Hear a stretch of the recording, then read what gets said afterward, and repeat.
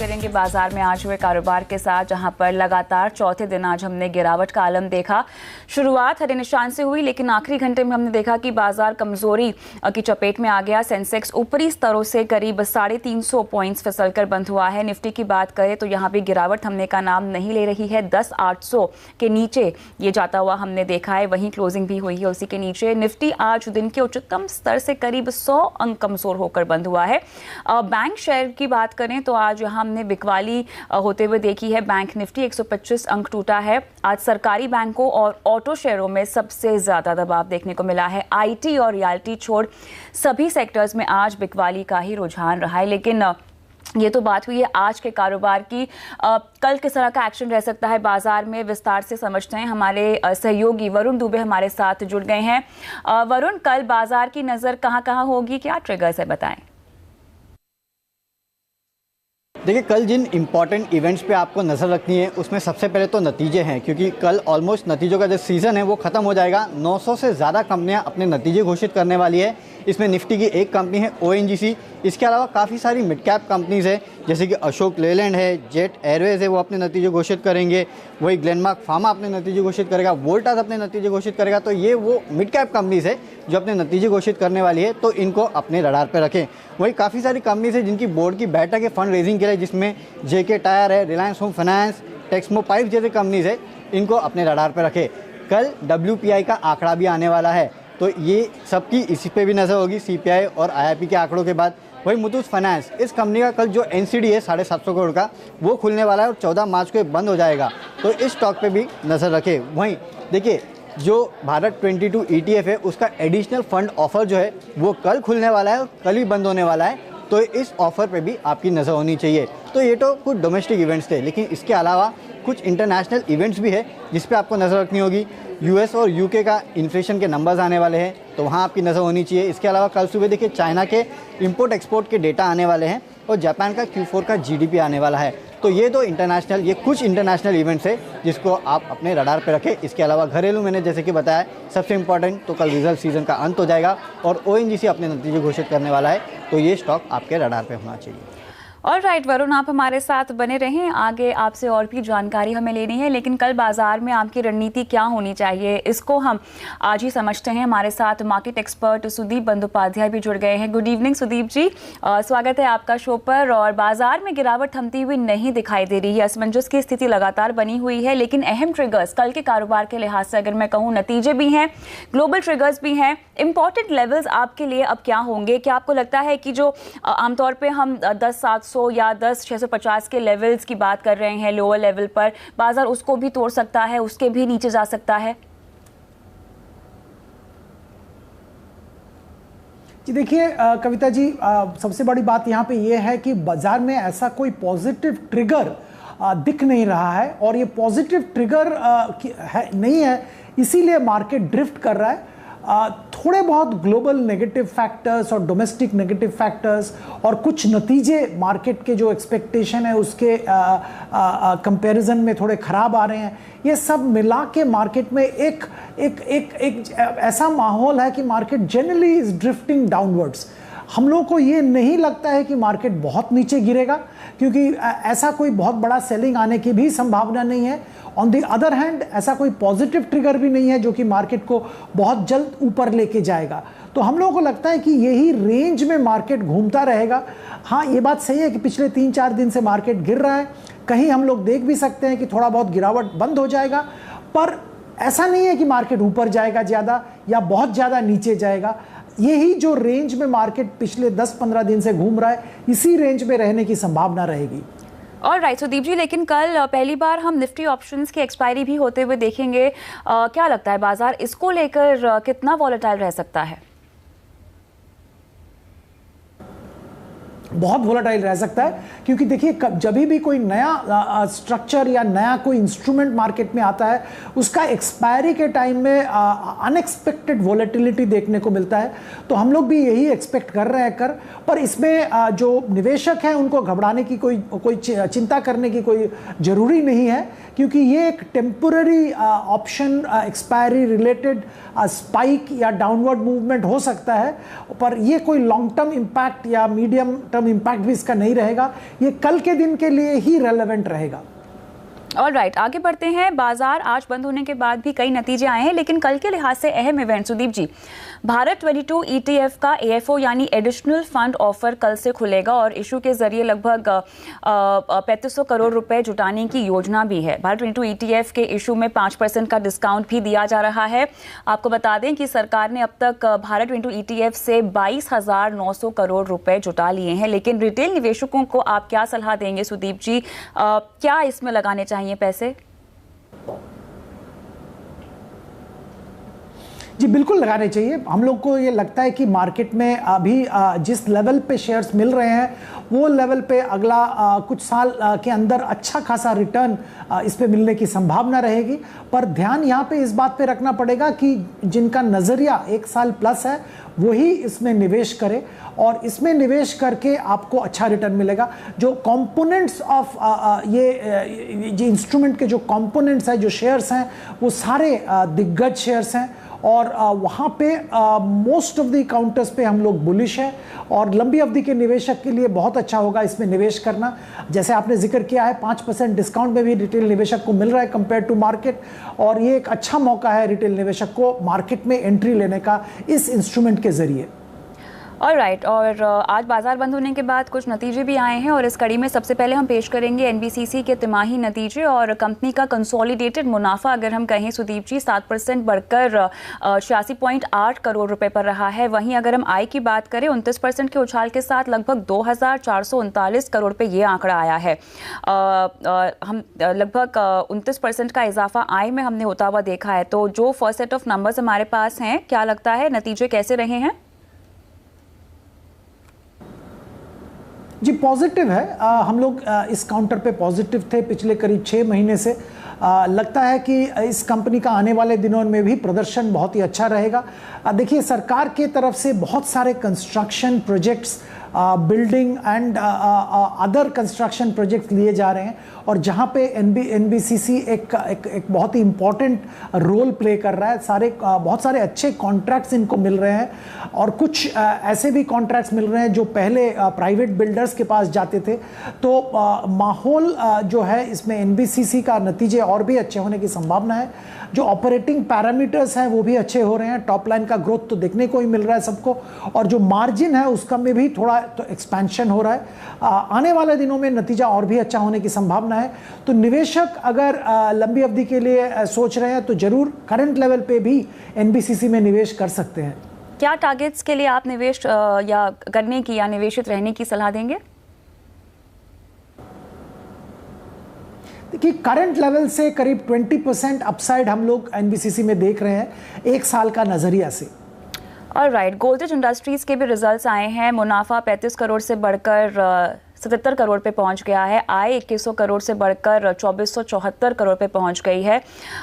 Overall EBITDA margin की बात करें 2.2% से बढ़कर ये लगभग 2.3% पे ये आंकड़ा आया है। ईयर ऑन ईयर आंकड़ा है ये। बताएं सुदीप जी कैसे लगते हैं आपको नंबर्स?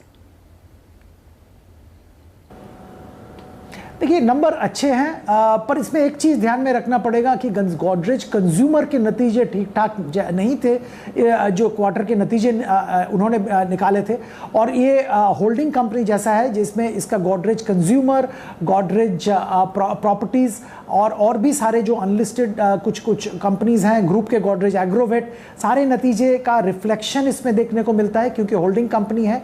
ओवरऑल हम इस कंपनी पे बुलिश हैं। हम लोगों को लगता है कि सम ऑफ पार्ट्स का जो वैल्यूएशन है, जो मार्केट में आज वैल्यूएशन मिल रहा है उससे बहुत ज़्यादा है। तो अगर निवेशक का नज़रिया लंबी अवधि का है तो ज़रूर इसमें निवेश कर सकते हैं। रियल एस्टेट में भी जो सारे चेंजेस पिछले दिनों में हुए हैं, पर्टिकुलरली रेरा का इम्प्लीमेंट होना, जीएसटी लागू होना और इंड एस अकाउंटिंग का इम्प्लीमेंट हो जाना, आई थिंक उसके बाद जो स्ट्रॉन्ग रियल एस्टेट प्लेयर है जैसे गोदरेज प्रॉपर्टीज़ उसको बहुत फ़ायदा होगा और इनडायरेक्टली गोदरेज इंडस्ट्रीज़ में भी उसका फ़ायदा मिलने की संभावना है। गोदरेज कंज्यूमर के नतीजे जैसे मैं जिक्र कर रहा था इस क्वार्टर में अच्छे नहीं थे पर आने वाले दिनों में इंप्रूवमेंट का बहुत अच्छी संभावना है। सो ओवरऑल गोदरेज इंडस्ट्रीज पे हम लोग बुलिश है और इसमें भी खरीदारी की जा सकती है। ये आगे बढ़ते हैं और समय बहुत कम बच गया है इसलिए हम फटाफट नतीजे लेंगे। रेपको होम्स के जो रिजल्ट्स आए हैं, मुनाफा 42 करोड़ से बढ़कर 56 करोड़ पे आ गया है और आय में भी इजाफा देखा गया है। 274 करोड़ से बढ़कर 303 करोड़ पे ये आंकड़ा आया है। सुदीप जी,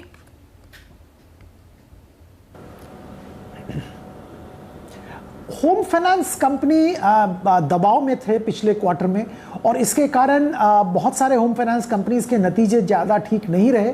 इस माहौल में रेपको होम फाइनेंस का नतीजा मैं ठीक ठाक ही कहूँगा। एक्सपेक्टेशन पहले हाउसिंग फाइनेंस लेके बहुत था, शायद उसके मुताबिक नतीजे नहीं आए, पर ओवरऑल जो नतीजे हैं इस माहौल में Q3 के मैं ये कहूँगा कि अच्छे नतीजे हैं और जो निवेशक इसमें निवेशित है वो निवेशित रह सकते हैं। फ्रेश एक्सपोजर लेने की सलाह मैं नहीं दूंगा इस पर। ऑलराइट, कल भी देखिए काफ़ी अहम दिन है नतीजों के लिहाज से और कल नतीजों के मौसम का आखिरी दिन भी है। मिड कैप और स्मॉल कैप की लगभग 900 से ज़्यादा कंपनियों के नतीजे कल आने वाले हैं, लेकिन बाजार की नज़र ONGC, Ashok Leyland, Glenn pharma, Nestle, jet Airways और वोल्टास के नतीजों पर रहेगी। कल आने वाले नतीजों पर आइए विस्तार से बात करते हैं। सहयोगी वरुण दुबे हमारे साथ जुड़े हुए हैं जो ONGC का अनुमान लेकर बताएंगे कैसे हो सकते हैं नतीजे। वरुण, देखिए, पिछले क्वार्टर में ONGC के नतीजे काफ़ी बेहतर थे, लेकिन इस क्वार्टर में ONGC के नतीजे कमज़ोर रहेंगे और प्रेशर आएगा कंपनी के ऑयल डिवीजन से। वहाँ प्रोडक्शन में 1% के आसपास की गिरावट होगी और देखिए कच्चा तेल अपने हाई से कुछ काफ़ी कम हो चुका है, तो उसका इम्पैक्ट भी इस कंपनी को झेलना पड़ेगा। और जो नेट क्रूड रियलाइजेशन है उसमें क्वार्टर ऑन क्वार्टर 9% की गिरावट होगी। हालांकि कंपनी का जो गैस डिवीजन है वहाँ पे अच्छी खासी बढ़ोतरी होगी, वहाँ प्रोडक्शन जो है उसमें 4% के आसपास क्वार्टर ऑन क्वार्टर बढ़ोतरी होगी और जो कीमतें बढ़ी है गैस की उसका भी काफ़ी हद तक फ़ायदा ONGC को मिलेगा, लेकिन ये काफ़ी नहीं होगा कंपनी के रिजल्ट्स को संभालने के लिए। कुल आय में करीब 3% के आसपास की गिरावट होगी। मार्जिन जो है वो प्रेशर में रहने वाले हैं। 2% की गिरावट कंपनी के मार्जिन में होगी और कंपनी का जो मुनाफा है उसमें 11% के आसपास की गिरावट का अनुमान लगाया जा रहा है। तो कंपनी का जो ऑयल का डिवीजन है वहाँ से प्रेशर आएगा और इसके लिए कंपनी के जो नतीजे हैं वो कमज़ोर रहने वाले हैं। एब्सोल्युटली, शुक्रिया वरुण तमाम डिटेल्स के लिए। तो सुदीप जी, क्विकली आपका अनुमान क्या कहता है? जी, दबाव में कंपनी है और ग्लोबल क्रूड ऑयल प्राइसेस के जो वोलेटिलिटी है उसका इम्पैक्ट इन्वेंट्री के ऊपर बहुत आता है और ये इन्वेंट्री जो लॉसेस हैं वो शायद इस क्वार्टर में देखने को मिलेंगे। तो we are not at all bullish on upstream oil companies, even downstream companies पे भी हम लोग सतर्क हैं। तो निवेशक को हम तो यही सलाह दे रहे हैं कुछ दिनों से कि currently oil both upstream and downstream company से दूर रहे। देखिए, जो इलेक्शन सामने आ रहा है और सरकार के पास ऑयल प्राइसेस बढ़ाने का फ्लेक्सिबिलिटी शायद नहीं है और इस माहौल में अगर अचानक क्रूड ऑयल प्राइसेस में स्पर्ट आता है तो शायद एक बहुत बड़ा हिस्सा उसका इन कंपनीज को एब्जॉर्ब करना पड़ेगा at least till the elections are over. तो इस माहौल में हम इसमें एक्सपोजर लेने की सलाह नहीं देंगे। कल अशोक लेलैंड के भी नतीजे आने वाले हैं। अनुमान के लिहाज से अगर हम देखें तो तीसरी तिमाही में कंपनी का जो मुनाफा है 30% घटकर 313 करोड़ रुपए रहने का अनुमान है। ऑपरेटिंग मार्जिन 11% की कमी इसमें आ सकती है, 8.9% पर यह आंकड़ा आने की संभावना है। सुदीप जी, जी, अशोक लेलैंड बहुत ही अच्छा कंपनी है, मैनेजमेंट क्वालिटी बहुत अच्छा है और कमर्शियल व्हीकल सेगमेंट में दिग्गज कंपनी है। पर जो स्थिति अभी बनी हुई है उसके हिसाब से ये कह सकते हैं कि नतीजे मार्केट के एक्सपेक्टेशन से ख़राब शायद आएंगे और शेयर प्राइस पे भी बहुत दबाव रहा है पिछले करीब 2-3 महीनों से और भी दबाव आ सकता है। पर यहाँ पे मैं ये ज़रूर कहना चाहूँगा कि लंबी अवधि के लिए अगर आप निवेश करना चाहते हैं तो अभी भी हम लोगों को लगता है कि अशोक लेलैंड में ज़रूर करंट लेवल पे निवेश किया जा सकता है। इसके 2-3 खास वजह है। पहली वजह तो ये है कि जो नए पोल्यूशन नॉर्म BS6 इम्प्लीमेंट हो रहे हैं उसके ज़रिए अशोक लेलैंड को बहुत बेनिफिट मिलेगा आने वाले दिनों में। और व्हीकल स्क्रैपेज पॉलिसी जो आने वाला है इन फ्यूचर उसके ज़रिए भी अशोक लेलैंड को बेनिफिट मिलेगा। बस सेगमेंट जहाँ पे ये एक ग्लोबल प्लेयर माने जाते हैं, अच्छे एक्सपोर्ट ऑर्डर्स मिल रहे हैं, उसका भी पॉजिटिव असर आने वाले दिनों में अशोक लेलैंड में देखने को मिलेगा।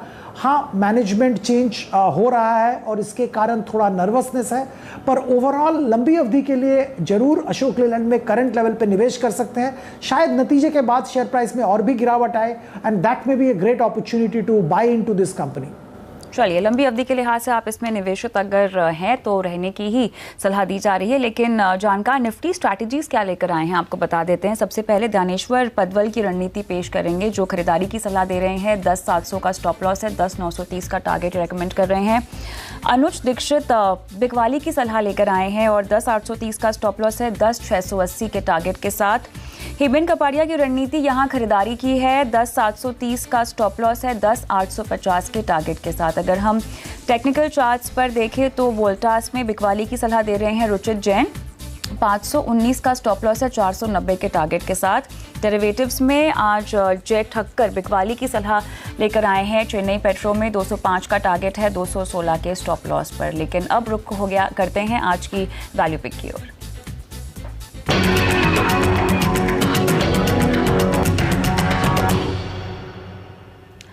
बताएं सुदीप जी, कौन सा स्टॉक है जो आप वैल्यू पिक के तौर पे आज रेकमेंड कर रहे हैं दर्शकों को? जी, आज निवेशक के लिए मैं NIIT लिमिटेड के स्टॉक रेकमेंड करना चाहता हूं। IT ट्रेनिंग क्षेत्र में दिग्गज कंपनी है और पिछले कुछ ओवर द इयर्स इन्होंने बहुत अच्छा बिजनेस ट्रांसफॉर्मेशन किया है।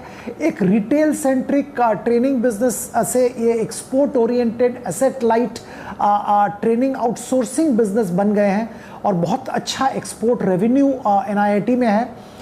इसके अलावा अगर आप देखेंगे इन्होंने जैसे ट्रांसफॉर्म कर बिजनेस को किया है और स्टिकी लॉन्ग टर्म क्लाइंट इकट्ठे किए हैं, जिससे कि इनका रेवेन्यू में एक स्टेबिलिटी आया है। तीसरी बात है कि स्ट्रैटेजिक स्मॉल एक्विजिशंस करके ये इसमें इन्होंने बिजनेस में स्टेबिलिटी लाया है। चौथी बात इसमें बहुत इंपॉर्टेंट बात है कि NIIT टेक्नोलॉजीज जो कि दिग्गज कंपनी है, NIIT लिमिटेड का बहुत बड़ा हिस्सा है उसमें है और ये एक स्ट्रैटेजिक कुछ डील यहाँ पे होने वाला है, तो NIIT लिमिटेड को इसका बहुत बड़ा फ़ायदा मिलेगा। फाइनली वैल्यूएशन के लिहाज से बहुत ही अच्छा लगता है। करंट लेवल पे निवेशक निवेश कर सकते हैं। 125 तक का टारगेट रख रहे हैं 1 साल के लिए। चलिए, 1 साल का समय आप इस स्टॉक में दे रहे हैं वैल्यू पिक के तौर पर और लगभग 125 का टारगेट है। करंट भाव पे खरीदारी करने की सलाह भी है। चलिए, अब देते हैं आपके सवालों के जवाब स्टॉक फटाफट में।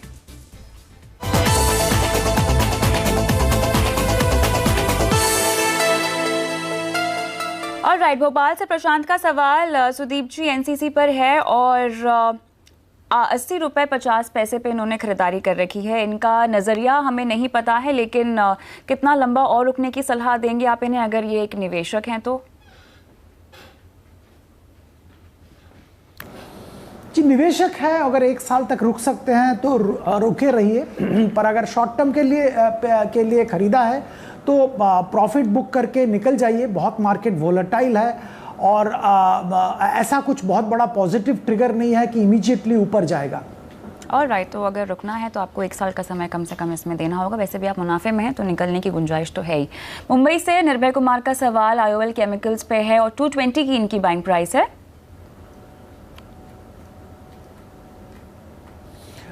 पॉजिटिव नतीजों के बाद I think stock positive territory में काम कर रहा है। पर यहाँ पे भी मैं सलाह यही दूंगा कि अगर आपका लंबी अवधि का नज़रिया है तो बेझिझक निवेशित रहिए, पर अगर शॉर्ट टर्म के लिए आप प्ले कर रहे हैं तो अपॉर्चुनिटी देख के निकल जाइए, क्योंकि बहुत सारे काउंटर्स ऐसे हैं जहाँ पे ऐसा कोई ट्रिगर और या मार्केट रिलेटेड ट्रिगर से भी मूवमेंट की संभावना ज़्यादा नहीं है। तो शॉर्ट टर्म के लिए लिया है तो निकल जाइए, लॉन्ग टर्म के लिए लिया है तो निवेशित रहिए। अगला सवाल हम लेंगे पुणे से अतुल शाह का। UPL में खरीदारी कर रखी है और इनकी जो बाइंग प्राइस है सुदीप जी वो 760 की है। देखिए, UPL में हम बहुत दिन से पॉजिटिव है। UPL एक ग्लोबल कंपनी बन गया है और ग्लोबल जो केमिकल्स एग्रोकेमिकल कंपनीज हैं उनमें से टॉप 5 में से एक UPL बन गया है स्ट्रैटेजिक एक्विजिशन के बाद। ये बात सही है कि बैलेंस शीट में इनको डेट लेना पड़ा एक्विजिशन करने के लिए, पर आई थिंक अगर लंबी अवधि का आपका नज़रिया है, इंडियन मार्केट में निवेशित रहना चाहते हैं, तो I think UPL is an excellent stock to remain invested in. तो हमारी सलाह तो यही होगी कि आप इसमें निवेशित रहिए, हड़बड़ा के प्रॉफिट बुक करके निकल मत जाइए। ऑलराइट, अगला सवाल लेते हैं भिवानी से पंकज जैन का। जैन इरिगेशन में खरीदारी कर रखी है और इनकी बाइंग प्राइस 50 रुपए की है। अगेन मैं यहाँ पे इनको सलाह यही दूंगा कि इसमें इस काउंटर में जैन इरिगेशन में निवेशित रहिए। इंडियन इकोनॉमी के साथ और एग्री बेस्ड रूरल इकोनॉमी को बढ़ावा देने का और सपोर्ट करने का बहुत ज़बरदस्त प्रयास किया जा रहा है सर। ये करंट गवर्नमेंट कर रहे हैं और आने वाले दिन में भी जो गवर्नमेंट आएंगे, जो भी गवर्नमेंट आए, उनको भी करना पड़ेगा। और जैन इरिगेशन इसके साथ बहुत क्लोजली रिलेटेड है। माइनर इरिगेशन में दिग्गज कंपनी है, तो हमारी सलाह तो ये होगी कि अच्छा प्राइस में आपने एक्वायर किया है, निवेशित रहिए। हो सके तो और भी एक्सपोजर बढ़ा सकते हैं इसमें। और राइट, चलिए इसी के साथ शो को समाप्त करने का समय हो गया है। सुदीप जी, डिस्क्लोजर देना चाहेंगे आप अपने? जी, जिन शेयर में खरीदारी की सलाह दी है, हमारे निवेशक को उसी में खरीदारी की सलाह देते हैं, पर हमारे खुद के पोर्टफोलियो में ये शेयर्स नहीं है। शुक्रिया समय निकालकर आज अपनी राय दर्शकों को देने के लिए। कल का बाजार में मुझे भी इजाजत दे, लेकिन खबरों की तमाम अपडेट के लिए CNBC आवाज़ के साथ ही रहिए, ट्विटर, फेसबुक, यूट्यूब के जरिए। नमस्कार।